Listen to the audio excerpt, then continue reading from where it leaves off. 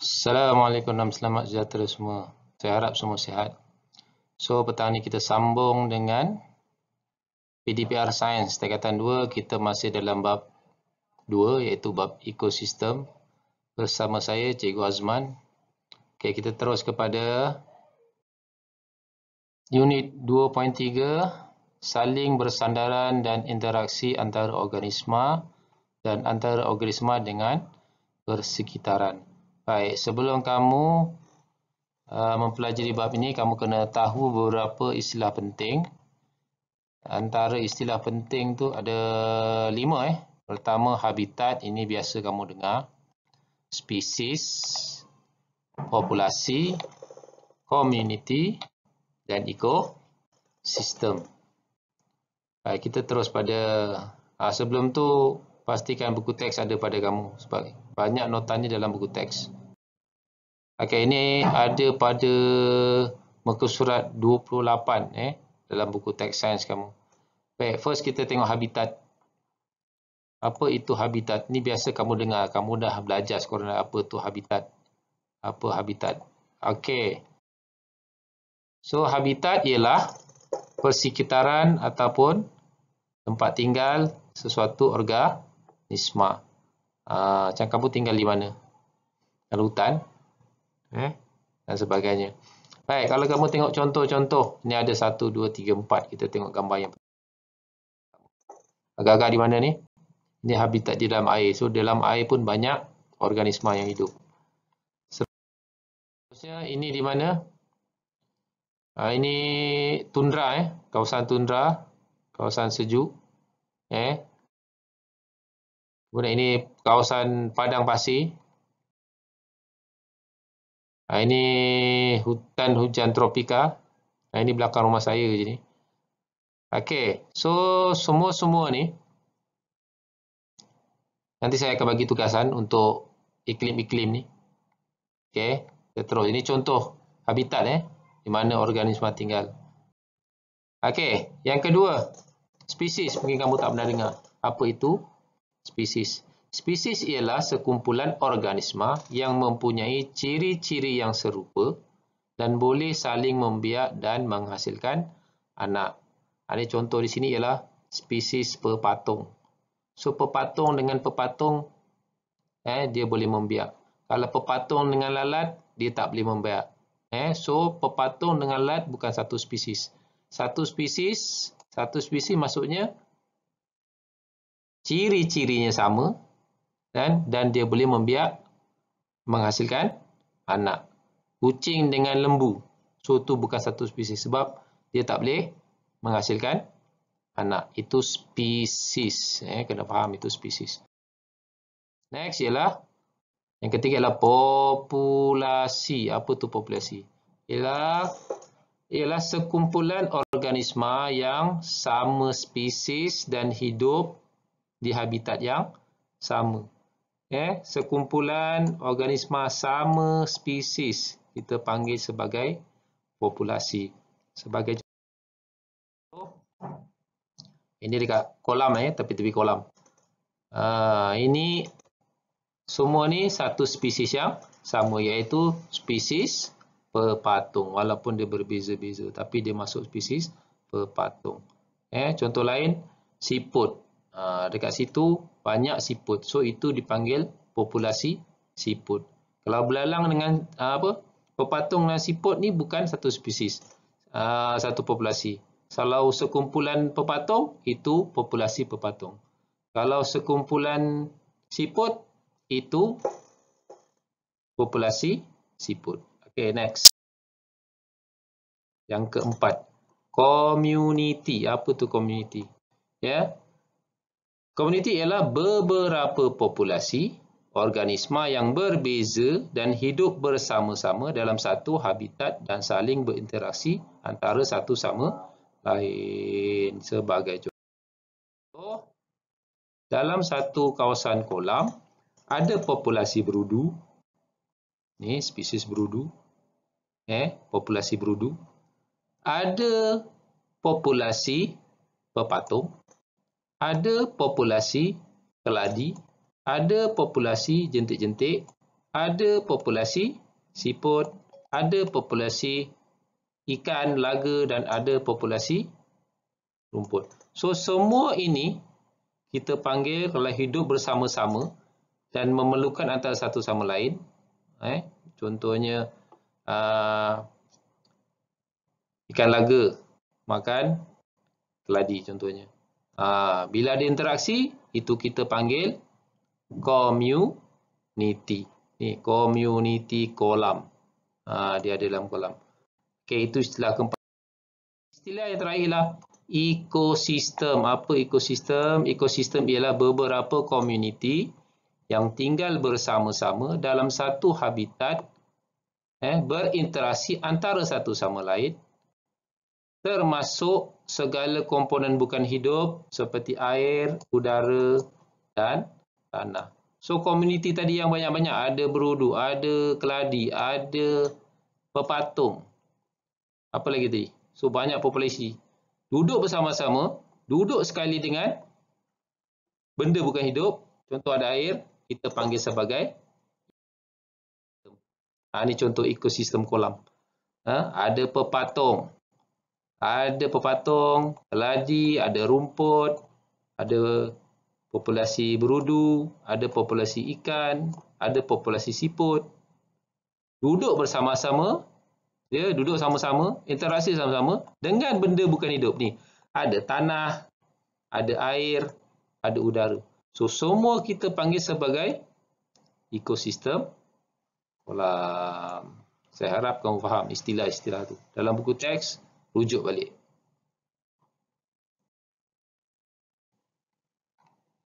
Okey, seterusnya. Kita masuk tajuk interaksi antara organisma. Tadi istilah yang kamu kena faham dan tahu. Sekarang kita masuk interaksi antara organisma. Apa maksud interaksi? So, saya akan terangkan. Antara organisma. Macam kucing dengan tikus. Ada interaksi tak? Adakah dia berkawan? Tidak. So, kucing biasanya akan tangkap tikus. Itu ada interaksi lah tu. Tikus dimakan oleh kucing. So, dia ada interaksi. Interaksi lain? Ada tak haiwan bantu-membantu? So, ada. Tumbuhan pun ada yang membantu. Okey. So, jenis interaksi antara organisma. So, ada 3 yang kamu kena tahu. Simbiosis, mangsa-pemangsa dan persaingan. Ada 3 jenis interaksi. Simbiosis, mangsa-pemangsa, persaingan. So, kita tengok simbiosis dulu. Simbiosis ada 3. Simbiosis dulu. Mutualisme, komensalisme dan parasitisme. Apa semua ni? Saya rasa kamu dah belajar sekolah rendah. Cuma kita ingat kembali. Ingat balik. Okey, apa itu maksud simbiosis? Simbiosis berlaku apabila 2 atau lebih organisma yang berlainan spesies hidup bersama-sama dan berinteraksi antara satu sama lain. Dia mesti 2 atau lebih. Seorang-seorang tak ada interaksi, tak jadi. Macam kucing makan tikus. So, kucing dengan tikus. Itu interaksi. Simbiosis daripada mutualisme, komensalisme dan parasitisme. Ini skor rendah kamu dah belajar. Kita laju je. Okey, apa tu mutualisme? Mutualisme. Okey. Bermaksud interaksi yang memberi manfaat kepada kedua-dua jenis organisma. Senang ceritanya, dulu cikgu kamu cerita, dua-dua dapat untung. Dua-dua dapat untung. Ini saling bekerja sama. So, itulah interaksi.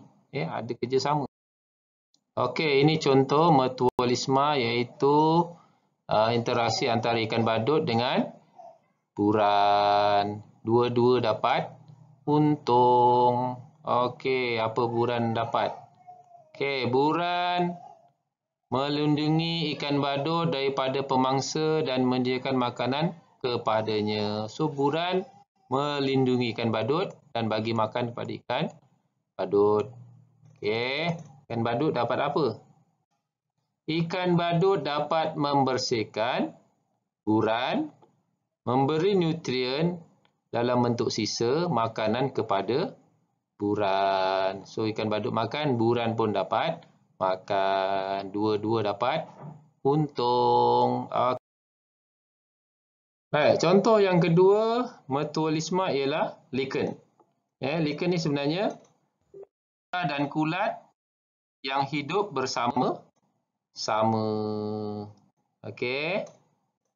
So kulat membekalkan air dan mineral kepada alga. So nampak ni alga dengan kulat. So kulat beri mineral dengan air kepada alga.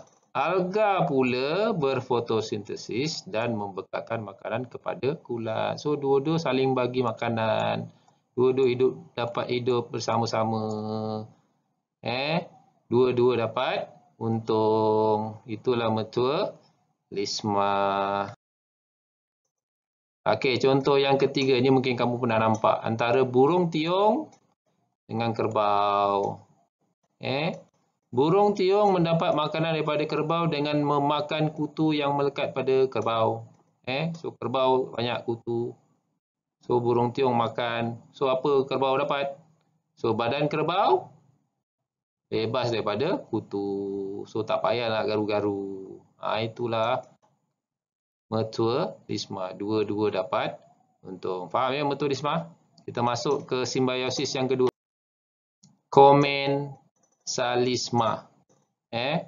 Skor rendah dah belajar kan? Kita laju je. Apa itu komensalisme? Komensalisme. Interaksi antara dua organisma yang memberi manfaat kepada satu organisma sahaja. Tanpa memudaratkan atau menguntungkan organisma yang satu lagi. Maksudnya satu untung, satu tak dapat apa-apa. Tak ada untung, tak ada rugi. Tak ada efek apa pun. So, komensal merupakan organisma yang mendapat keuntungan. Contohnya apa? Interaksinya. Ikan jerung dengan ikan remora. Nampak ikan remora ni? Siapa untung? Ikan jerung ke ikan remora? Ikan remora lah dapat untung. Sebab apa? Jerung makan, ngap-ngap, sisa-sisanya remora dapat makan. So, yang untung ialah komensal ialah ikan remora. Ni interaksi namanya apa tadi? Komensalisme. Okey, so ikan remora melekat pada ikan jerung, iaitu perumah ikan jerung dan mendapat makanan daripada serpihan makanan ikan jerung. Okey, contoh yang kedua, paku pakis langsui. Ni banyak melekat kat pokok ni. Siapa untung, siapa tak dapat apa-apa. Siapa tak rugi kan? Satu untung, satu tak dapat apa-apa. Okey. Paku pakis langsui, komensal dia yang dapat untung. Menumpang di celah-celah pokok, dahan pokok, iaitu perumah untuk mendapatkan cahaya matahari. Yang pohon yang ditumpang tu tak dapat apa-apa pun, tak ada efek apa. Yang untung paku pakis dapat cahaya matahari. Itu contoh komensalisme. Yang terakhir, simbol terakhir ialah parasitisme. Parasitisme. So apa maksud parasitisme? Parasitisme interaksi yang menguntungkan satu organisma sahaja dan memudaratkan atau merugikan organisma yang satu lagi. Maksudnya satu untung, satu lagi rugi. Parasit ialah organisma yang mendapat keuntungan. Ini parasit dapat untung. Ini mementingkan diri sendiri. Yang perumah dia yang mudarat, yang dapat rugi. Apa contohnya? Ni cacing pita. Apa cacing pita? Hidup dalam usus manusia. Satu lagi ialah kutu. Kutu pun duduk dekat manusia. Okey, kita tengok dulu. Cacing pita, parasit, hidup dalam usus manusia. Menyerap nutrien. Siapa rugi? Kita rugilah. Perut bercacing. Dan dia menyerap nutrien kita. Habis, rugi kita makan. Yang serap, cacing pita. Ini parasit. Yang kedua, kutu. Kutu parasit. Menghisap darah manusia dan haiwan. Kalau kat manusia biasa kat kepala. Siapa ada rambut berkutu ni? Ini parasitisma. Satu untung, satu rugi. Kita rugilah. Kepala gatal. Kawan tengok segan dan sebagainya. Itu parasitisma. So simbiosis ingat lagi? Mutualisme, komensalisme, parasitisme. Nanti kamu rujuk balik buku teks. Okey.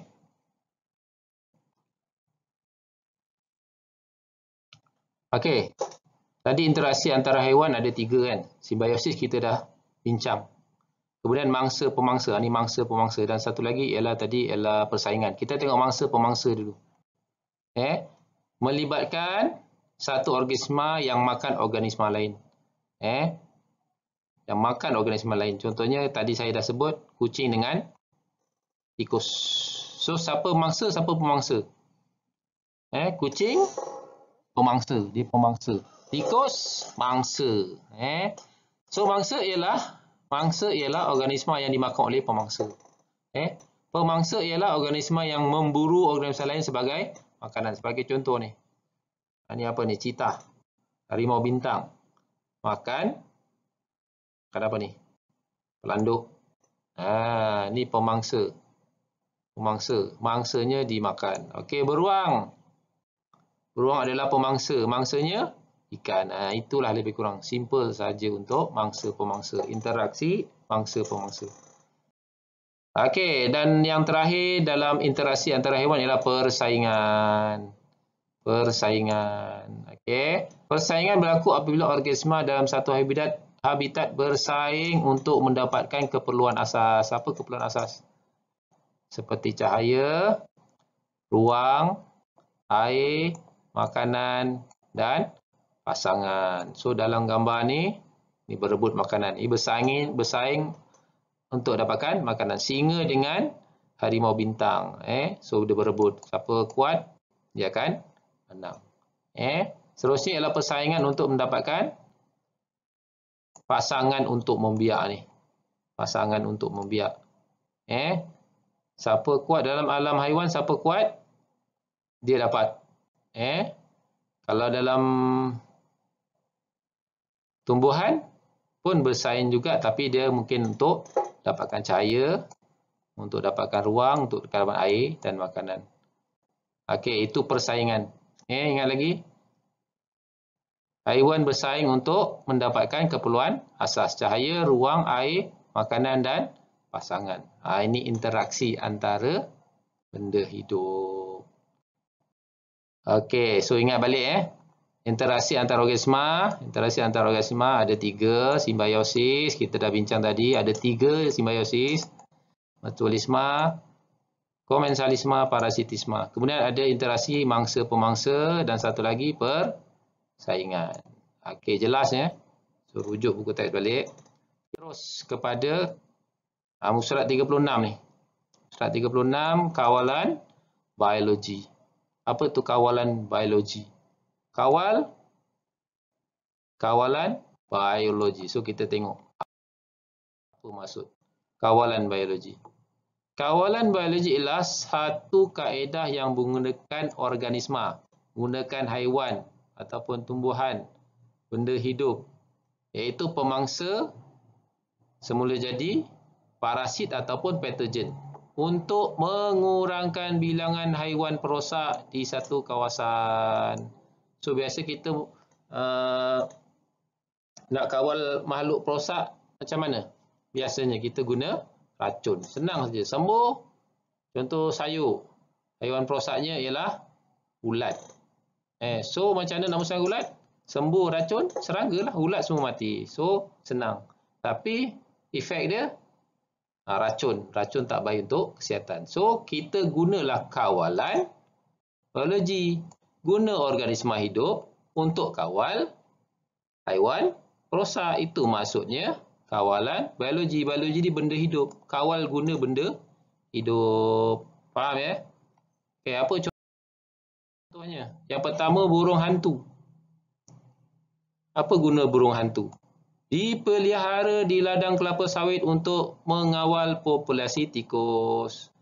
So biasanya tikus Dia makan, rosakkan buah kelapa sawit dengan pucuk kelapa sawit. So, kita belalah burung hantu untuk kawal tikus. Itulah kawalan biologi. Kawal populasi tikus dengan menggunakan burung hantu. Sebab tikus tu makanan burung hantu. Belalah burung hantu. Itu contoh pertama. Okey, contoh yang kedua untuk kawalan biologi ialah kita nak kawal porosak ni. Apa ni? Ini nama kumbang tanduk. Kumbang tanduk ni banyak dekat ladang kelapa sawit, banyak dekat ladang kelapa. Dia rosakkan pucuk kelapa dan pokok tu boleh rosak. So, petani biasa pakai racun je. Tapi bila guna racun, masalahnya serangga lain pun mati. Yang berguna pun mati. Salah. So, cara kawalan biologi lagi bagus. So, dia akan spesifik bunuh kumbang ni je. Okay, so kita guna Bacillus thuringiensis. Ini bakteria lah. Digunakan untuk mengawal serangga perosak iaitu kumbang tanduk di ladang kelapa sawit. So, bila kita guna ni, serangga lain selamat. Okey, ini contoh seterusnya ikan gapi. Ikan gapi. Kenal ikan gapi? Nanti saya tunjuk. Merupakan pemangsa kepada jentik-jentik dalam kolam. So, kalau bela kolam, ada kolam di rumah, bela ikan ke, ada jentik-jentik, bela ikan gapi. Sebab ikan gapi ni suka makan jentik. So, kita bolehlah kawal jentik-jentik ni. Guna ikan gapi. So, interaksi pun ada antara dua. Ni ikan gapi. Cantik. Mahal ikan gapi. Bergantung kepada jenis. Ada yang sampai beratus ekor harga. Okey.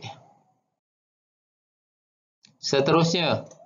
Ini dalam buku teks tengok Kumbang kura-kura makan afid iaitu perosak tanaman. Apa itu? Ini kumbang. Kumbang ni elok dibela sebab dia boleh makan afid. Kalau kamu tengok dekat pokok-pokok bunga mak kamu tu ada putih-putih.